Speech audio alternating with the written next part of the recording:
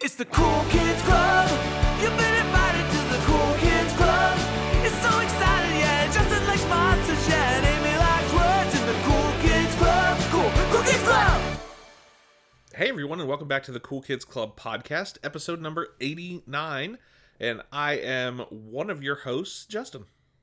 And I am your other host, Amy. And this is our podcast. Yes, it is. What do you think? What 89 do I think? episodes. Do you Yep. think it's good? Do you like it? Do you like doing it?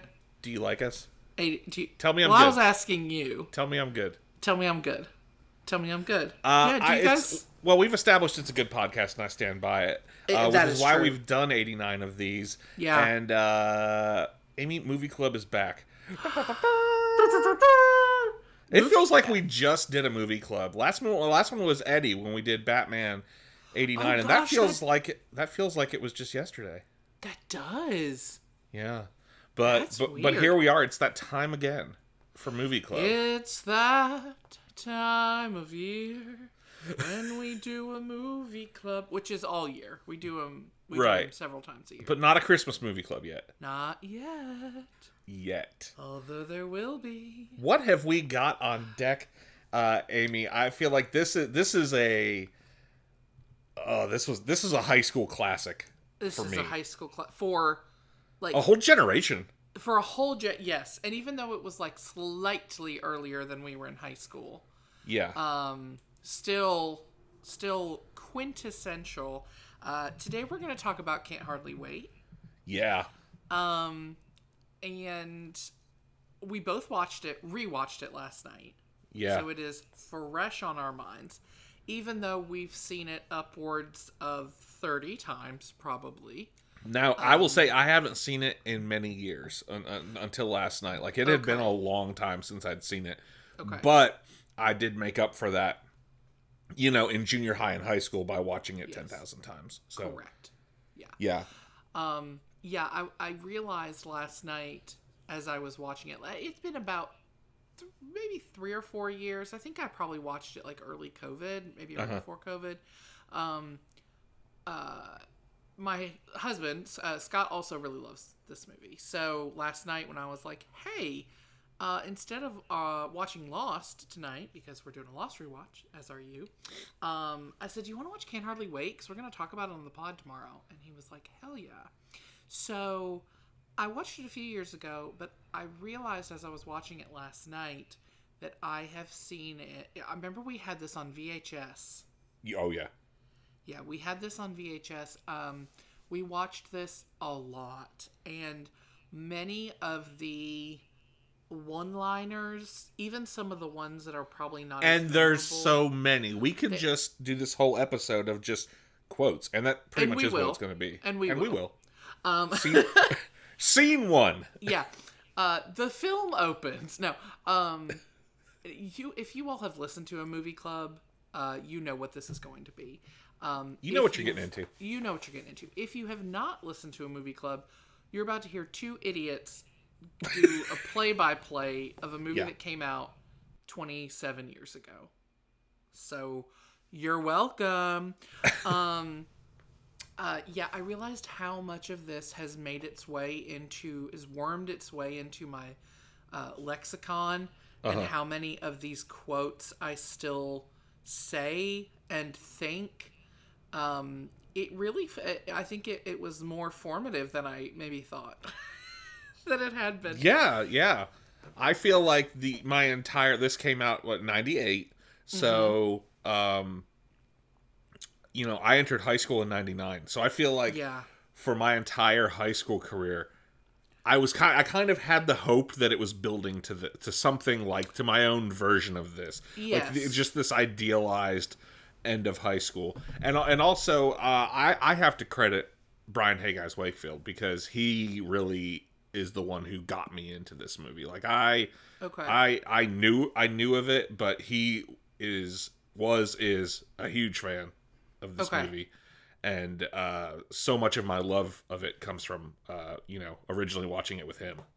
And of course, we went to high school together. So I think there was, at least on my part, there was that hope of like, there's going to be some big big party. You're going to be the Over there. Ethan Embry, and you're going to find your Yeah, Amanda I'm Beckett. I'm the leading man of my own story, and I'm gonna find my Jennifer Love Hewitt, and you know, And you we're did. gonna live happily ever after. Not, I mean, Not in high school. Not in high school. No. Yeah, so I'm sure you said Brian introduced this movie to you. I'm sure you introduced it to me. It's an Austin Powers situation where I feel like I have a very a very clear memory of, because I think you had this on VHS. Yeah. You introducing this movie to me, much like you did Austin Powers.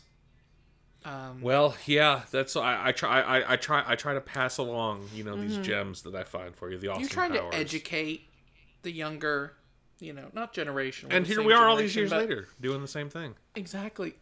Because we are first and foremost educators. Now, watching this movie last night, did you felt like it held up? Did I feel like it held up? Do you feel like Yes, it I holds did. up? Oh, yeah. Okay. Yeah. I mean, there are obviously some dated jokes that sure. you know, and there's a little bit of there's a few things you couldn't get away with nowadays. I would say But nothing too nothing too outrageous. terrible. No. I mean, if you've watched any movie from the 80s or 90s or before that, you've surely heard worse. Yeah. So, but no, I think it holds up. I mean, I think you could make pretty much this movie today, and it would just be everyone would have a cell phone, and that would be the only difference. Like Yeah. I do think you said, this is like what you hoped your high school culmination would be, because this whole movie, essentially, with the exception of, the first 5 minutes and the last 5 minutes, basically take place at a graduation night party. It's Yes. kind of like Clueless, but if the whole movie was at that party in the valley. right. You know what I mean? Like, it's like that whole movie. I feel And there's like a great this- tradition of movies like this. Yeah. I feel like different generations have their own. For us, at our age, it was Can't Hardly Wait. Yeah. But there are certainly other movies, before and after. What that, would you say? It doesn't have to be necessarily a graduation party, because I do feel like there is and I would put 10 Things I Hate About You in the same category as this, where it is this sort of, first of all, late 90s, high school, like very larger than life, not realistic, and I mean, like the high school itself in 10 Things I Hate About You is very large and ornate, and like this would not be a high school, Right. And all the things they do and get away with, like you couldn't do that. But those movies feel very similar to me. Clueless also, because a lot of it does take place at the school, where they just feel so, even though the plot might be larger than life, the things that happen, it's very much rooted in this very like basic thing that we all experience, which is high school. Right. And like the emotions are still the same, like all the feelings you have, a lot of the experiences, like trying alcohol for the first time, or like going to a high school party, like having a crush on someone. It's coming of age. Coming It's of coming age. of age. Thank you. And I feel like when I was watching it, I thought, oh, this feels very much like 10 Things I Hate About You, which I think came out in the same year. And also Clueless, which of course came out in 95. Less so Clueless, but like, this whole movie is, I feel like you get to see all the quote unquote cliques. You see all these people like coming together for this one graduation party. It's like everybody at the school's invited. Because I think that's a universal thing in high schools is Yeah. you have these archetypes. Sure, You yeah. have the jocks, you have the nerds, you have the alternative antisocial people, you have the you have all these different groups. I mean, Stoners. the stoners, yeah. I mean, Breakfast Club, famously did that. Yeah, I was gonna say, what do you think is Breakfast Club? You think the the 80s version of this. It's much smaller scale. I mean, there's No, I mean, Breakfast. I mean, as a high school movie, yeah, but I mean, this is more about like end of high school, and it's like Yeah. a movie about a party. I mean, if there was an '80s movie, I would compare it to maybe like Risky Business.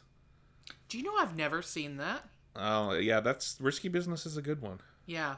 Yeah, This feels like, so I know Dazed and Confused Dazed was and Confused is made another in one. the 90s, but it's obviously set in the set in the 70s. 70s. Yeah. So it feels very much like that's obviously for another generation. Sure. Even though it came out only a few years before this movie. But that feels like the 70s version. Yeah. Because I don't know of and it's probably just because I don't know, but I don't know of like I'll have to ask our mom who graduated in the 70s. Like, was there a high school, quintessential high school movie in the 70s that actually came out in the 70s? That feels... Surely there's got to be. Surely, yeah. Halloween. Alien. These are the 70s movies. All the 70s movies I know are going to be horror for the most part. Right. Well, Halloween is set at a high school briefly. I know, that's why I said it. Oh, okay. I mean, they're talking about a big dance. They're talking about fate, and you talk about fate a lot in Can't Hardly Wait. It is very much looking at it, watching it last night through the eye of like, what are things I want to talk about on the podcast tomorrow? Like I told you, I literally just watched it with the Notes app open. I wrote down things I thought about. I wrote down funny quotes. And that whole concept of fate, I never, even though it's pretty plainly addressed, like I don't think about that when I think about that movie. But it is, Right. it is a very prevalent theme in the movie. Sure, yeah. So for someone who has never seen Can't Hardly Wait, do you want to give us like the cast of characters, our main? There's lots of people in this movie. Oh my god, there's so many people. You have many like little actors. you have like your main 6 characters that Right. you're sort of following through the night. Okay. But then there are approximately 10 billion smaller characters, many of whom were sort of famous at the time or would go on to become To be really famous. famous. Yes. So watching it nowadays is kind of like a who's who of like, oh, look, it's this person. Look, I it's know. this person. Even if they never were like a huge star, to be like, oh yeah, I know them from this show or this whatever. Yeah. Yeah. So who's our main cast of characters? Okay, so your leading man, your everyman is Preston Myers, played by Ethan Embry. Ethan Embry's very good at being an everyman. He is. Yeah. He's not really, he's sort of like, he's kind of a loser, but he's not a nerd. He's just sort of that, he's like he's just there. He wears long sleeve shirts with short sleeve shirts over them, if that tells you anything. Yes. He would fall into that. Well, certainly his best friend, who we'll talk about in a minute, Denise, is more of the antisocial, a little alternative. Yeah. Like probably listens to. Preston's very emo. He is He is des- not goth, but emo. emo. Really before emo. Yes. And he's has been pining for Amanda Beckett, Jennifer Love Hewitt's character, for all of high school, and that's our main story, right? Yeah. Is that she's been dating the star quarterback of the football team, Mike Dexter. Mike Dexter, Peter Fasinelli. Peter the Fasinelli. Wonderful Peter Fasinelli. God, he's so funny in this. He's so good. Yeah, he's really, really good. And they Yeah. break up. He breaks up with her right before graduation because, he wants to go bag college chicks at college. Yeah, So he and can't be tied down with some girl. No, and he's some going to high screw school. around all summer. So, like, he can't have this stupid... High school's over, so the high school He can't have this girlfriend's out. ball and chain. Yeah, Even though that yeah. ball and chain is like the most attractive I was going to woman say... that's ever existed. I'm very straight, but when Jennifer Love Hewitt walks in, her big entrance, and that Smash Mouth song is playing, it is very apparent. I'm like, obviously this is the hottest woman that anyone in this room has ever, like, but she's still really young. Like, I don't think problematically young, but her face, like, She's so young still. She's probably 18. Well, she was When that known. movie I mean, came at this out. point, she was known for Party of Five, Five. and I think I Know What You Did Last Summer had just come out. I think So that was like, I think that kind 97. of like Yeah. really sort of upped her name value. For sure. Sort of right before this movie. Like this Yeah. is like she was becoming a big star. Like Right. right at the beginning of her becoming a big star. But she doesn't even look like, she almost has like, she has like very impossible body metrics. Like she's so, she's so tiny, and Oh, her it's boobs possible. are so big, Oh, it's and possible. her hair is so big. Like she's just like a Barbie. Do you know? But she clearly, like, that's just what she looks like. But it's just like big head, big hair, big boobs, tiny, teeny tiny everything else. And some of her, you know, for most of the movie, everybody's wearing the same outfit, you know, because Because it all takes place on one night. right. But you do see her in a couple different outfits, and just some of the fashion. Oh, the fashion. Yeah, I'm gonna let you take the lead on the fashion talk, Yeah, but let's go Let's through. get So back we've got Preston Myers, our leading man, Ethan Yeah. Embry. He's pining for Amanda Beckett. That's kind of Yeah. your leading lady, Yep. Jennifer Love Hewitt. Yeah. We mentioned her now ex-boyfriend Mike Dexter, jock, bully, quarterback of the football team. Yeah. Again, the just- archetypes. Just a goon. Yeah. You have Denise Fleming, who is Preston's best friend, and this is the wonderful Lauren Ambrose, She's who just is very also underrated. super cute in this. She's she's gorgeous. I mean, Yes. she's not playing like a sexy character at all. She's playing a very like tomboyish character, but she's so naturally beautiful. She's very Yeah. pretty. Yeah. And she's wonderful on 6 Feet Under, if you've ever watched that. I never made it through the first season of 6 Feet Under. I know I gotta watch it. I know. Well, that is a this shame. This movie has two Two?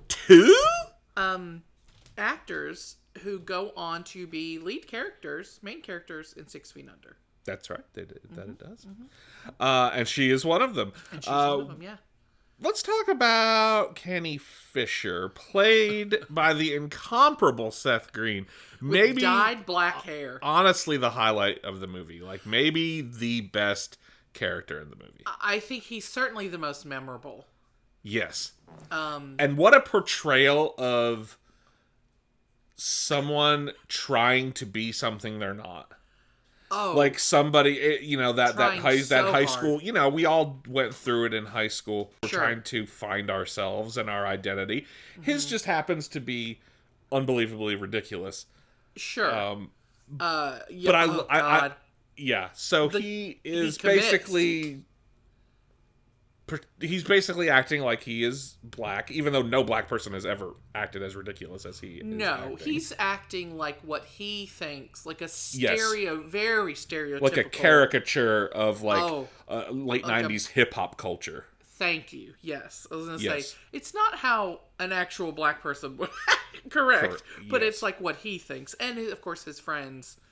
I love how they all have their squads, right?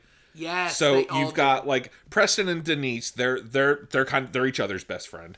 Right. They're their own But squad. Amanda, she has her like kind of popular hot girl best friends. Jamie Presley. Jamie Presley. One of them. There you go. Yep. Mike has his like jock douchebag friends. And they're all dating each other. It's like a Alvin they're and the all- Chipmunks they're all and the girls. It's like Yeah. They all coupled up. they're all coupled up, and Kenny has his two hip hop wannabe idiots. And then our other main character we've not talked about, William Lichter. He has he's the nerd. He's the he nerd. has his- If you couldn't tell by the name. Yeah. Now, William is also one of the highlights of the movie. Yes, he is. Played by Charlie Corsmo, who we have talked about, who I know from two movies. Two movies? He does not act anymore, I don't believe. No, he retired very young, but we have talked about him on the podcast before because he plays the son in What About Bob? Yeah. Ziggy. Ziggy. Siggy. No, Siggy. Siggy, like 'cause it's Sigmund Freud. Yeah, Siggy. Siggy. And He's got his friends who are the X-Files guys. And I love that they're a very specific, like they could be like Trekkies or Star Wars guys. They are X-Files It's alien X-Files. nerds. You which hear is them talk very- about Star Wars. You hear them talk about some nerdy sure. things. But they're both wearing X-Files shirts. Mm-hmm. They're talking... You hear them talk about Star Trek. You hear them talk Yeah. about Star Wars. But it's mainly X-Files. And this is 1998. Yes. And there wasn't anything cooler for a nerd like that in 1998 than the X-Files. As Well, a and person lots who of, like- watched the X-Files in 1998, I can attest to that. Well, and when they show William and his two buddies when they're hatching their plan, and I assume like William's basement or whatever, there's lots of alien stuff everywhere. So it's like a very Yes. specific like kind of, and I appreciate that because again I really think it speaks to that that particular year, that particular time Yeah. period. So you have sort of your plots, your storylines. You got Preston pining for Amanda now that she is newly single. He's like, "This Yeah. is my last chance to This profess is my fate. love This is and fate. make this is fate." And I'm gonna confess my love to her, and she's gonna reciprocate, and we're gonna live happily ever after. And he wrote this letter to her Yes, that he brings with him. He's like, I'm finally gonna get up the courage to give her Yes. this letter, and tell her how I feel. and then you've got, of course, the Mike has broken up with Amanda kind of story, and he's like, "Yeah, we're gonna go to college, and it's gonna He's be trying a party." to get all his Alvin and the Chipmunk friends to break up dump- with their dump their girlfriends, so they too. can hang out and screw around. And they're all like, "Yeah, I don't know, man. Like, my girlfriend's super hot and likes to make Yeah. out with me, and I like Yeah. it. So maybe I Yeah. shouldn't dump her." Yeah. Kenny Seth Green's storyline is, "I'm gonna get laid tonight. with his Yo, I gots to have yo, sex I tonight." gots to have- listen, everything that comes out of Seth Green's mouth in this movie is Gold. comedy gold. Gold. Jerry, gold. And William Lichter, the nerd, his story is that him and his X-Files nerd friends are plotting a revenge on Mike, the jock douchebag, for has all of made- the years of bullying and making his life a living hell over the last Yeah. however many years. Yes. And he is infiltrating this party Yeah. in order to do this, to set up Yes. Mike for this revenge plot that they Meanwhile, have his concocted. buddies are going to be on the roof. They're going to be on the roof They're of the going pool to house jump on waiting. top of him, Yes. and they're gonna humiliate Mike. But they will not be going into the party. They will not be going. Which, when when they get in position, and William goes to go into the party, and they say something about like, well, how he's like, I'm gonna infiltrate the party, and they're like, well, how are you gonna fit in if there's gonna be alcohol, and he says that he's gonna drink, and one of his friends, he's like, what does he say? He's like, you could get drunk. You could get Get addicted. Addicted. It's just it's so much like a very conservative parent. Like, you could get. You could get. And he Addicted. goes in classic nerd fashion. He has gone on the primitive internet and printed off a chart of like blood alcohol content, so Yeah. he knows exactly how much he can drink and how far apart, so that he keeps his faculties about him. Right, because he's got Which he's gotta which get his plan to immediately work. does not work. Immediately. One of my favorite lines in the whole movie, and one that I still say all the time, is he goes in to get his very first cup of beer, and whoever's working the keg, pours it for him or whatever, and he tastes it. Of course, it's like cheap ass nasty beer, and he's never tasted beer, and he spits it out, and he's like, "The beer has gone bad. Nobody drink the beer because it tastes terrible." And it's just Because so this is good. the first time this poor little sheltered loser has tasted beer. Yeah. The beer has gone bad. There's so many good quotes in this movie.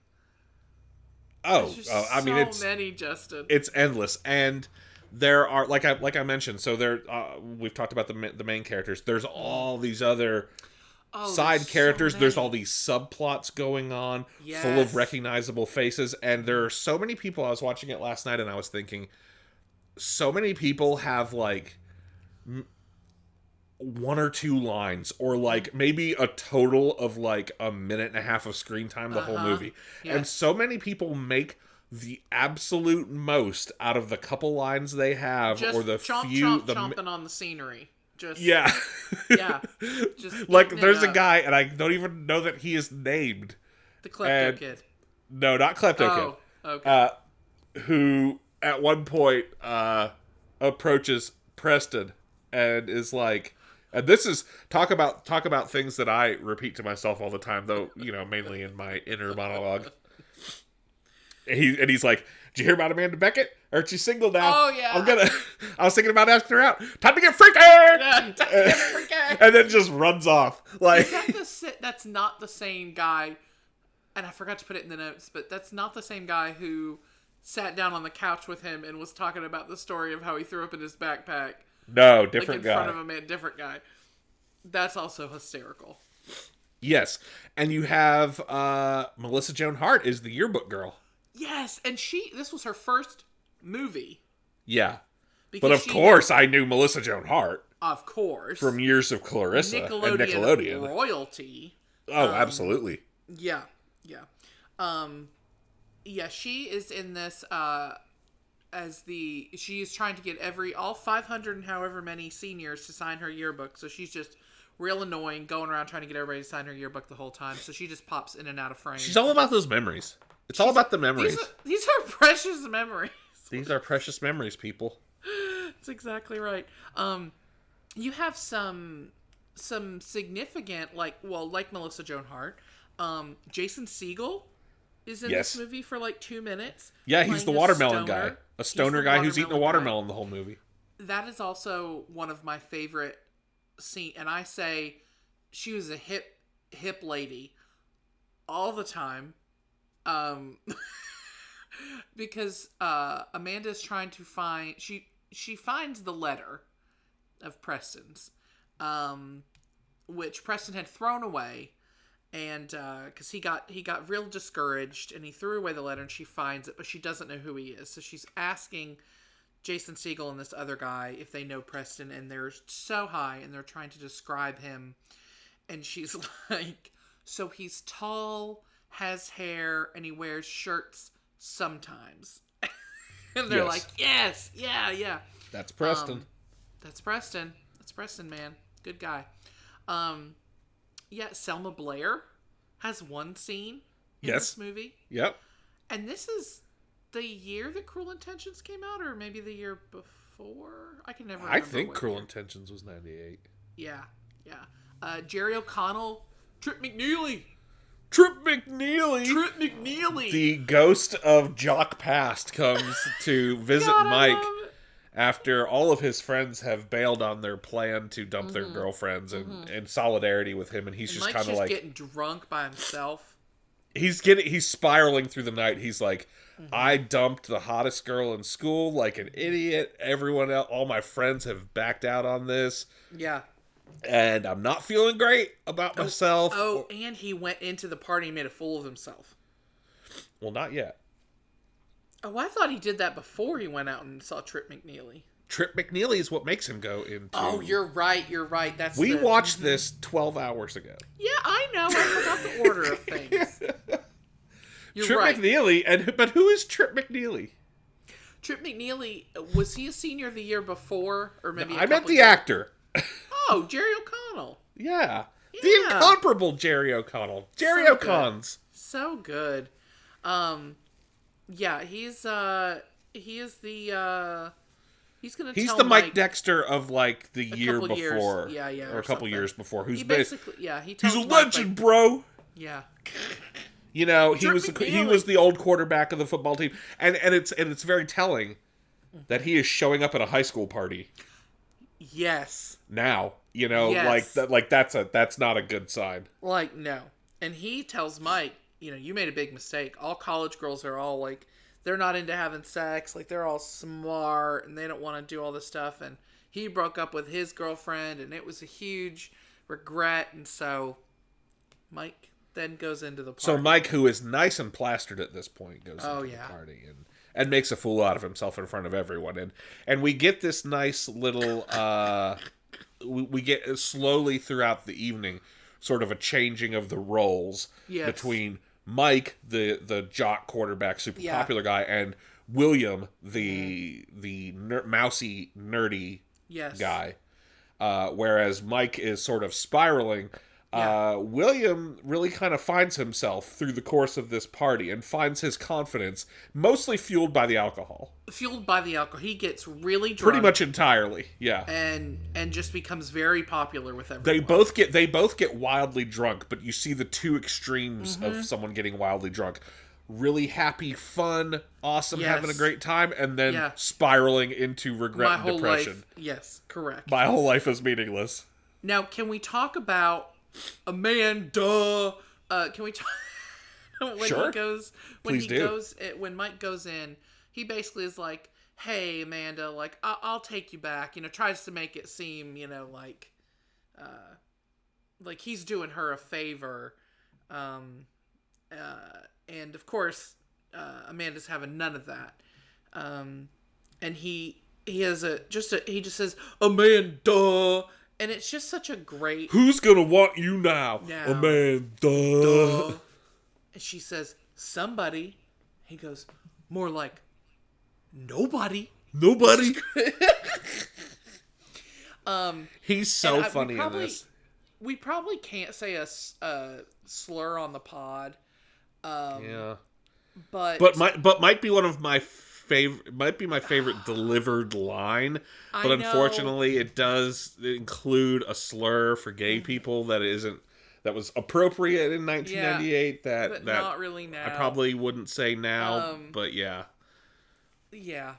Do we Someone have a in word there we called me could- frog. There. a frog. Yeah. Someone in there called me a Be frog. frog. So he gets Use your done- imagination, people. Yeah, he gets done. Amanda, basically denies him, and it gets real quiet, and someone yells out, "Frog!"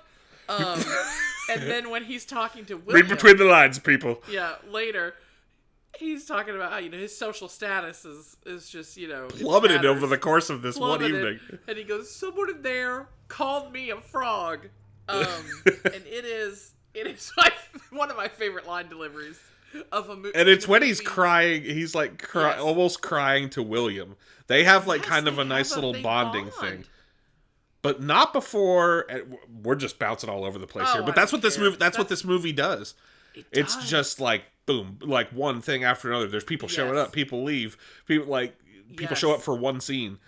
And I will say, even though Ethan Embry and Jennifer Love Hewitt, even though they're the two main characters, they have the least interesting storyline. Yes. I feel like it almost, even though it's kind of the overarching story, it's like an afterthought to me. It's very fantasy, especially in how it ends. Oh, for sure. For sure. Whereas I think like the storyline of like William sort of finding his confidence and Yeah. then Mike also sort of getting what's coming to him Yeah. is very satisfying. Plus, if you're talking relationships, I mean, it's all about Denise and Denise and Kenny, Kenny. right? So, yes. So, Kenny, as we talked about, Seth Green. Yo, I got to have sex Yo, tonight. I gots to have sex tonight. What does he say? You don't know 20 ways to make me call you Big Papa because I don't. Because I Yo. don't. Also, why you gotta waste my flavor? Damn. I say that a lot. God. That's one that has entered the Justin lexicon over the years. Why you gotta waste my Far flavor? too fine to look so sad. Now that's maybe the best one. Oh, Oh baby, please! oh baby, please. And he's got those fucking yellow goggles on. God, Justin, he goes into the party. Like we said, his whole thing is to get laid tonight. I'm getting He's laid got- tonight. He's got yo, I got to have sex tonight. He's got a backpack full of what is He's he got called? a- His love pack, love sack, love. Yeah, sack. he's got his chest of Kama sex Sutra. toys and accoutrement. Just and you find out later that he is a virgin. So it is what Yeah, you would which imagine. it makes a lot of the pieces of the puzzle fall Thank together. you. Like That's this is gonna say- definitely how a it's virgin would act, Everything, you particularly think. about sex. It'd be like it's very like Fez. I feel like that's how Fez would be. Virgin. Oh, Virgin. A virgin. Yes. Yeah, he is kind of a fez about sex. Is just obsessed with it but never had it. So, You're just dying to give it away, aren't you, son? So he goes into the party. He's got his list of honeys, his top 10. His what is honeys. What does he call it? So he's basically just like, I figured out like top 10. Like I'm gonna just shoot till I get to one that'll sleep with me. Sure. One of my favorites is the girl talking about how he ate all those Cheetos with his braces and at that party in like 7th grade or something, and how he had Cheetos all in his braces. She's like, "Oh, we just called you Chester Cheeto." Chester Cheeto. And then the foreign exchange student gets in on that. Oh yes, With they're again. Goodbye, Chester. All of the high school archetypes. Yeah. You got the foreign exchange student that they teach to say things like, "I want," or "Do you want to touch my penis?" Things like that. Yeah. I am a sex machine. I am a sex machine. Yeah. So Kenny comes across this girl who is crying, and he's, "Oh baby, please." Oh baby, please. You are too sad. Far What is too she? fine You are to too look fine So sad. to be looking so sad. Which leads us to he basically She was gets gonna her have to- sex with she him was too. Gonna have sex with him Because at she the pool was- house.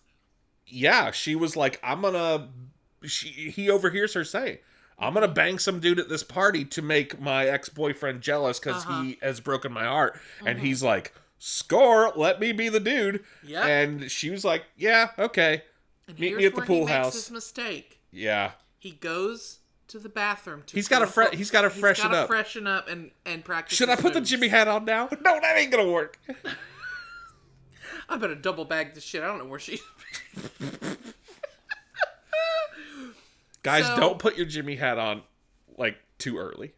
Nope. You don't want her to unzip the pants and you already And have you've it on. already on.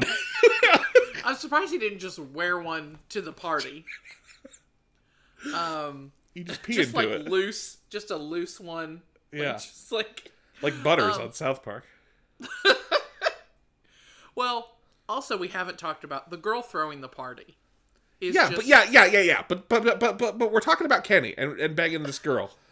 So let's try and stay a little focused. Let's just Okay, fine. slightly He focused. goes to the bathroom. Denise gets a pop brownie thrown at her face by Eric Balfour. Yes, of Eric 90s Balfour fame. Yeah, of being in a couple episodes of Buffy and every other show and movie in the 90s fame. Of TV's Eric Balfour. And so she has to go to the bathroom to clean it off. She goes into the same bathroom. She accidentally closes the door, and the door A bathroom that they are not supposed to be They're in not because it's supposed to be in. upstairs, and Yes. upstairs is off limits to this party. off At this limits. party, And the bathroom door handle does not work, and they get trapped in there. it breaks. He breaks. breaks it off. Yes. So they are trapped in the bathroom together, and it only has fun been stuff happens when you established- get trapped in the bathroom together. It's a great, yeah, like a closed door thing. It's established earlier in the movie that they used to hang out all the time when they were really young. When they were in real elementary little, they were school. friends. Yeah, And now they have nothing to do with each other. So these two have. because she's a history. moody alt girl, and he's Yes. just kind of a poser. She listens D-bag. to a lot of Tori Amos, I bet. Oh, for sure. Fiona Apple. Good shit. That good. Yeah. Yeah, so that's the best relationship. Because it leads to a wonderful sort of like breaking down of who they are, and they kind of let their facades down, and you Yes. see the real them, and then you see a bond that, of course, then turns into some hanky panky as it Sure. does as you're trapped in the bathroom all night with For this the person. first time for him. Yes. Yeah. Yeah. It's just one of those very odd pairings. Sure. And it's not going to work long term, but it's really fun in the moment. Honestly, some of my favorite like stuff is the two of them in the bathroom, and I know. and him dropping the voice. And Yes. I love the depiction of like I said, like that you're trying to be something you're not. You're Right. trying to have this identity Yeah. that's not really you. You're trying and, to be and cool. kind of You're trying to find your yeah. And him like speaking like eventually speaking normally Right. and acting normal right. instead of like always being that guy. Yeah. You know.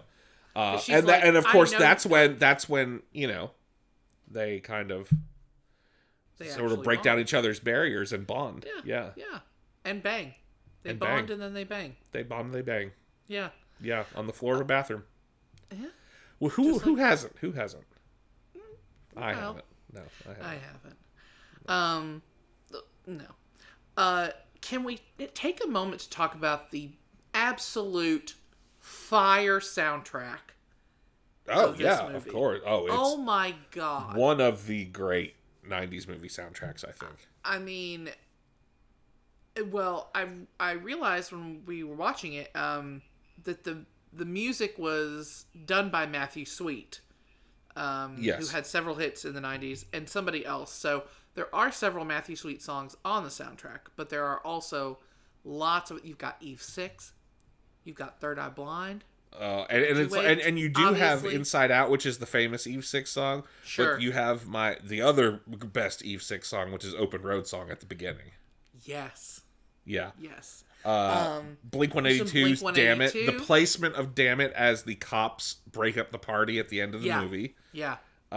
is to me iconic. It's Yes. the perfect song for the cops are here, everybody run.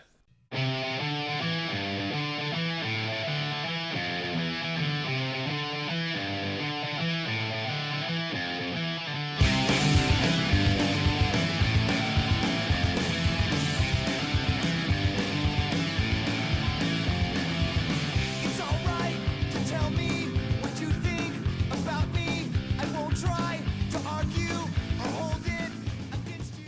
Yeah. Yeah. 100%. Smash Mouth, of course. A little Can't Get Enough of You, Baby. There's a couple Smash Mouth songs. I know. Walking on the Sun. Yep, that one. Yeah. Yeah, there's- Smash Mouth there's- actually ruled. I know Smash Mouth is known for All Star and I that know, but shit, they but actually- early Smash Mouth was great. I loved Fush You Mang, the record that Walking on the Sun was from.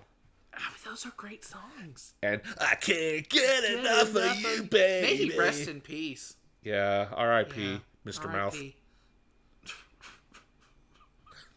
Rip Mr. Mouth. Creed. You got some Creed in there? There's definitely Creed. Yeah. The song that's playing when Amanda Jennifer Love Hewitt enters the party Yeah. is one of my favorite late 90s jams. Six Underground by Sneaker Pimps.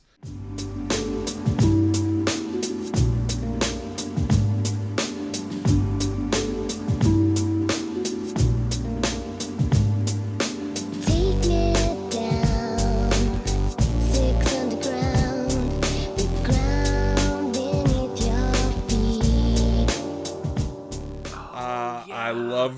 I loved that song. Yeah. Still That's do a love good that one. song. It's a good one. Yeah, you mentioned Third Eye Blind. Yes. There's and there's a lot they had the official soundtrack, but then there's tons of Well, I mean, songs it's a that party, appear so in there's the movie literally music going the on whole time. the It's, whole you've time, got so you're Run hearing a lot of- DMX. It's tricky. However, I Paradise think City, very popular scene, very big scene. well, with I was that gonna song. say I think Okay. the most famous use of music Mm-hmm. is the Paradise City scene. Tell Yeah. us about the Paradise City scene, because it's really the peak of William's story of Mm-hmm. his ascent from nerd to cool guy well, you that have, everyone loves. You have a band that was set up to play the party that we've not even talked about, which was Love Burger, You have this little subplot of Oh, God, of it's the so band, Love Burger. with Breckenmeyer, Donald Uh-huh. Faison, Yeah. And two other guys. two other guys. I'm not sure. The whole thing, they can't ever decide on anything. They keep getting in fights, so they never actually play. But at one point, William gets up on stage and does karaoke to Paradise City to the huge crowd that just loves him, and all these girls are like, "Oh my god, he's so hot!" and going in the makeout closet with him. One of my favorite shots of the movie is during the scene where he's singing Paradise City,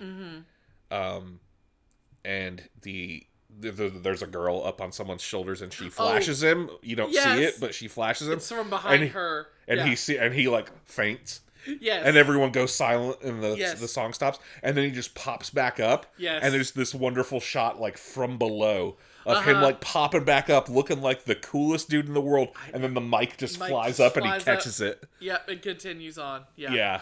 Oh, it's so good. I mean, really, he's like a god, you know. Yeah, He it's like definitely the lost his ultimate. virginity I mean, that night. oh god, yeah. This whole movie's about fantasy. It's very fantasy. It's Yeah. the bully gets his. The your main character gets the girl that he's in love with. Yeah. The nerdy guy becomes the cool guy that everyone loves. It's like Yeah. everyone sort of has a happy ending. Yeah. Even Kenny and Denise are in a weird fucked up relationship because they're weird fucked up people. Right. Yep. They're just little weirdos. Yeah. Oh, it's so good. So good. That is Yazoo. Is that the name of the band? That Only You song. At the end when they're at the train station. All I needed was the love you gave. All I needed for another day. And all I ever knew. Only you. Yes. It's so good. And that song's like from the 80s, right? Or is it from the 90s? I think it's from the 80s, Yeah. I believe. Oh, man. You didn't even mention stripper angel Jenna Elfman.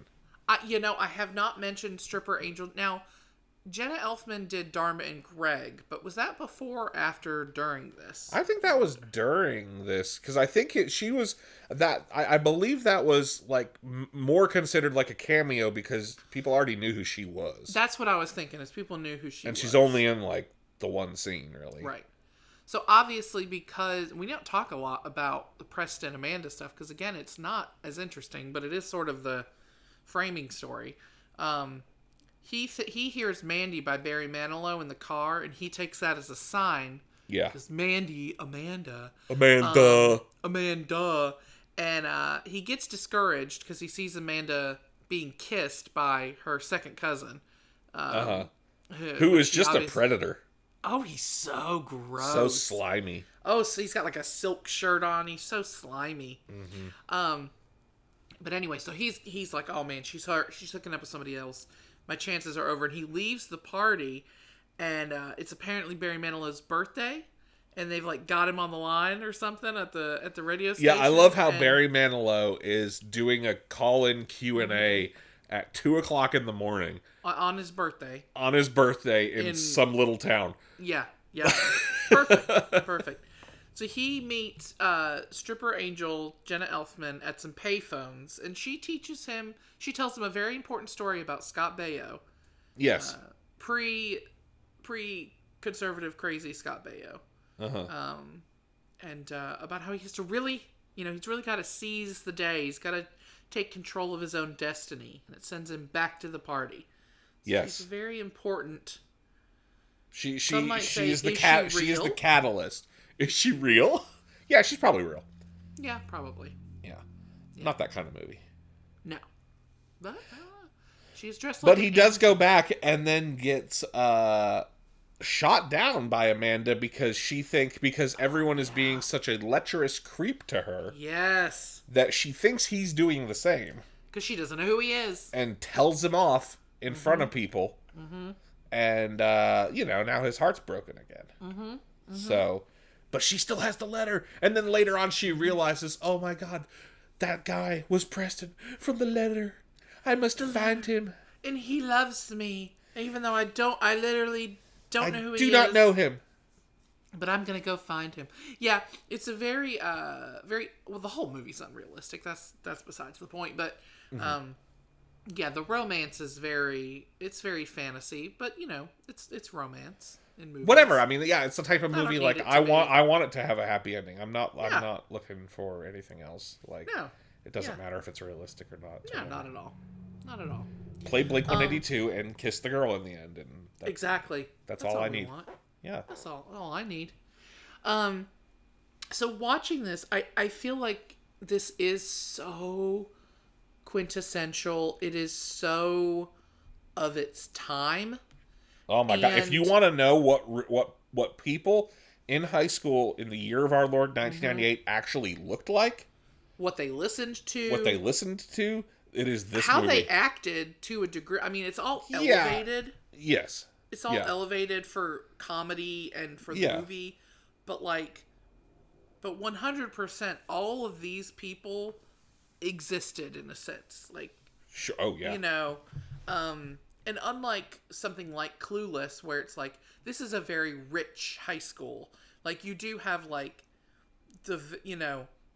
you do have like a group of kind of like Burnout, like Breckenmeyer and all them, but like it's all very like pretty rich people going here. Like, even the people who aren't as popular are still rich. Whereas this is very much like, you got like a regular high school where you've got all. It kind of reminds me of like in Mean Girls when they're introducing her to all the cliques in the cafeteria. Yeah. And like, you know, it's generalizing, but it's also true. I mean, those are Yeah. stereotypes for a reason. You know, For sure. like, For sure, yeah. yeah. And this has very much a more average. It's a small town. Yes. There's no one really here that you wouldn't have seen that type of person right. at a party like this at that It's all time. just very heightened for comedic effect and things like that, to make the differences seem even more stark. You know. Now, do you feel like there is? Now, I know this was really made more of our high school experience, because again, you went to high school the next year. I would say, like, while Mean Girls was not my high school experience, that came out while I was in high school. So as far as the fashion of my high school experience, looks a lot like Mean Girls, like the slang and the fashion and stuff. But is there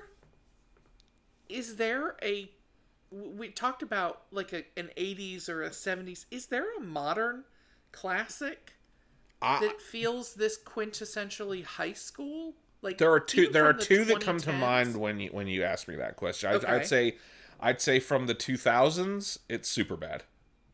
Oh, yes. And from the 2010s, I would say Booksmart. Okay, so I thought of Booksmart. Yeah, I thought of Booksmart too. those would be, I think, more later iterations of the same kind of concept of like Well, a and look those at two high are both school. revolving They're around both party. they both revolve around a party. Yeah, Yes. so Yeah. those are the two Yeah. that come to mind immediately.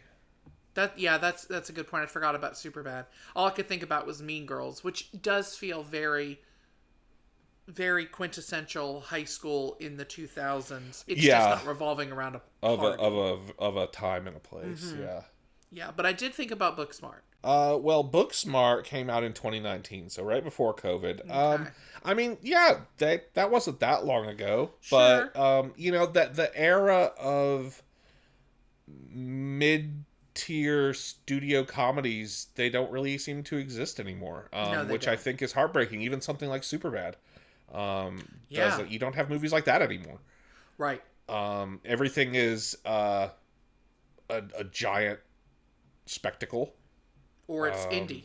Or it's Or A24. it's an independent movie or something like that. There's Yeah. there really isn't a lot of just like came out in January or February. You get that in horror, Mm-hmm. but not comedies. Yeah, You know, yeah. like something that just I sort just of, think which- that like, and I think that I wouldn't count Can't Hardly Wait as one of them, but there is this genre of movie that I think began around this time with something like like maybe like Zoolander, Old School, Mm-hmm. up through the 2000s and into the Mm-hmm. 2010s. Movies like Superbad, like Forgetting most of Sarah Ben Stiller's Marshall, filmography. Ben Stiller, Jason Segel, Seth Rogen. Yeah. Think Will of all Ferrell. those guys. Will Ferrell. They just don't make a lot of those anymore. No, they don't. Which I think is a shame because there are a whole lot of classic movies of that vein Hot that Rod. came out. Hot Rod, yeah. I'm trying to think of like, so you had that kind of troupe of like Will Ferrell and all of them who were making these like crazy funny comedies in like the 2000s. And I'm like, what replaced that? Because a lot of those guys went on to do more serious roles. Paul Rudd went on to do Marvel movie. It's not that they just don't make. I mean, honestly, stupid... honestly, it's more of like you instead of having comedies, you have funnier superhero movies.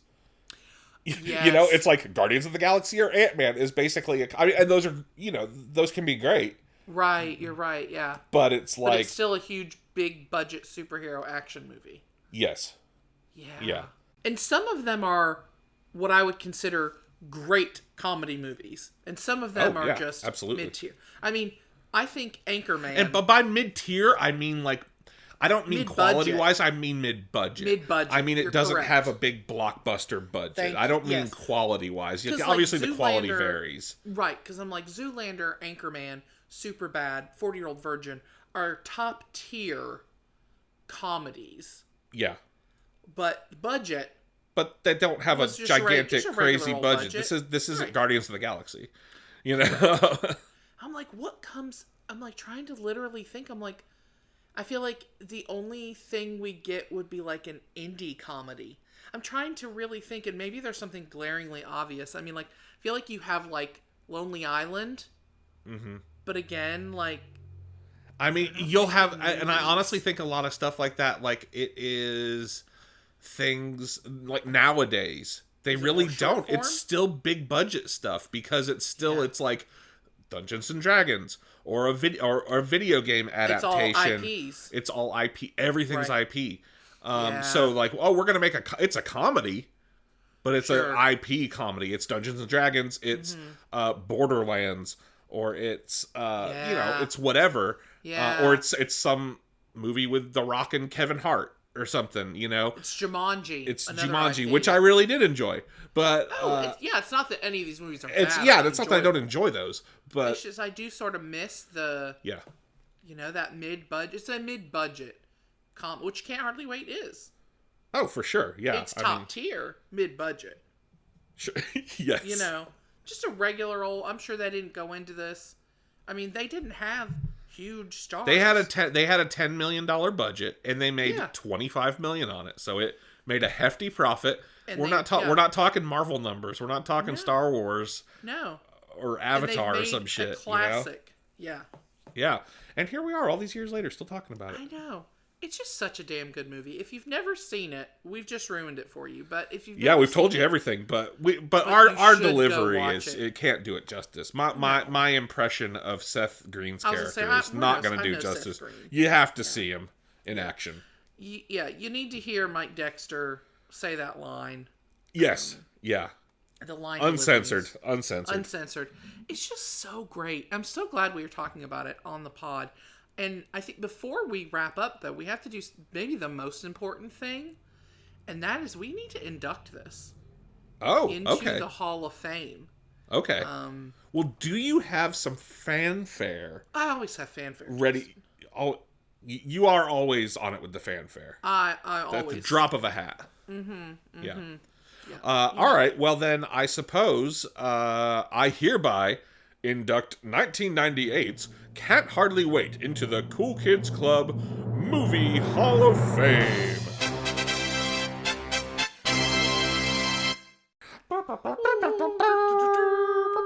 Oh yeah, that was good. That Yeah. felt good. I love a proclamation. I do love proclaiming. I felt like you should have had a bugle with a flag that unfurled. Well, next time. It's not too late. We got 3 months now. Yep. We did talk about, I don't know that we'll do it, but we did talk about maybe doing movie clubs slightly more frequently than we do. Well, there's a lot of movies I want to talk about. Well, we're there's running a out lot- of toys. there's a We're lot of running out of, movies. eventually this is going to be TV shows and movies. And you're going to like it. You're just going to have to like Here's it. the thing, I think there's not a podcast that can go on. I mean, we can't keep finding, I'm not going to find the most obscure, we're not going to have a whole episode about like one Pepsi ad campaign or something, No, we only did that like 2 or 3 episodes ago. Yeah, exactly. Great example there, Avy. Yeah.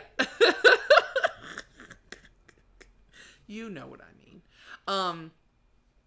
Yeah, I think we could definitely do some more movies. Let us know on the social meds. Yeah, you like the movie movies. clubs? Should we do more movie clubs? Yeah, should we do more movie clubs? And which movies are you just chomping at the bit to hear us talk about? Yeah. Well, if they want to answer those questions, where can they find us, Amy? That's a great question right there. I know.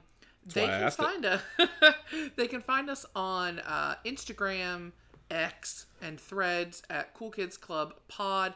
They can also find us on Facebook if they search for Cool Kids Club Podcast. Although I'll say we are obviously the most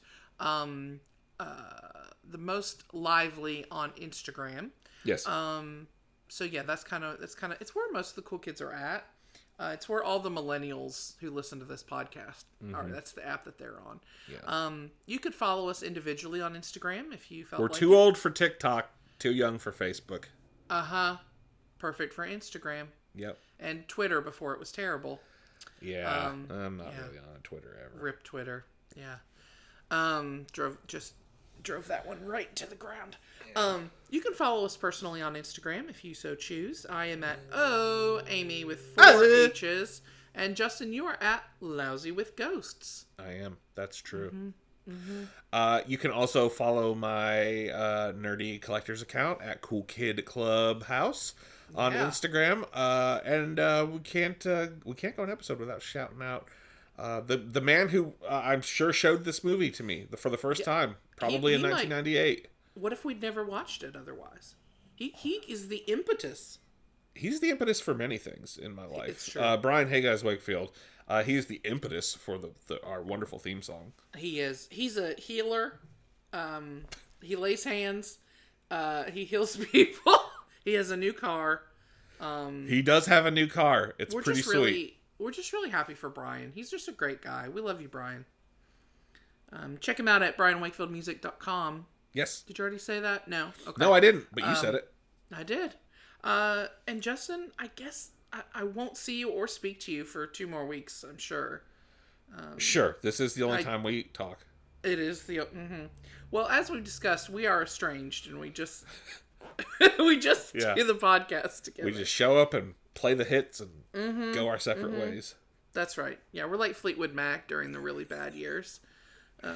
Yeah. Yep. No, it's all rumors. We'll see all of you guys. Well, we won't see you. We're in your earbuds. We'll talk to you guys in 2 more weeks with a new episode. And what should they do in the meantime, you think? I mean, I suppose they could stay cool. Yeah. If they wanted to. Gots to have sex tonight. Yo, I gots to have sex tonight. Is that poop? Does someone have poop on their shoe?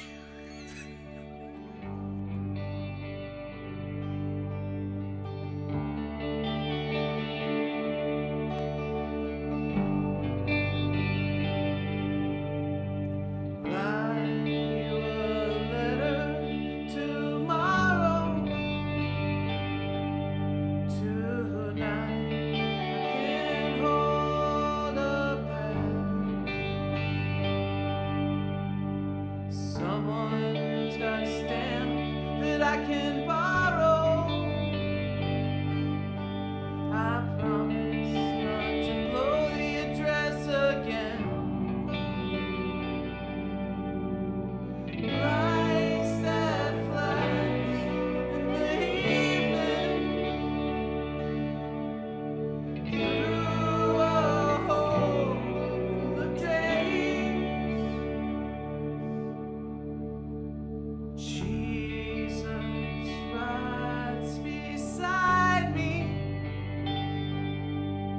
He never buys any smokes. Hurry up, ain't you had enough of that stuff? Ashtray floors, dirty clothes and filthy jokes. I see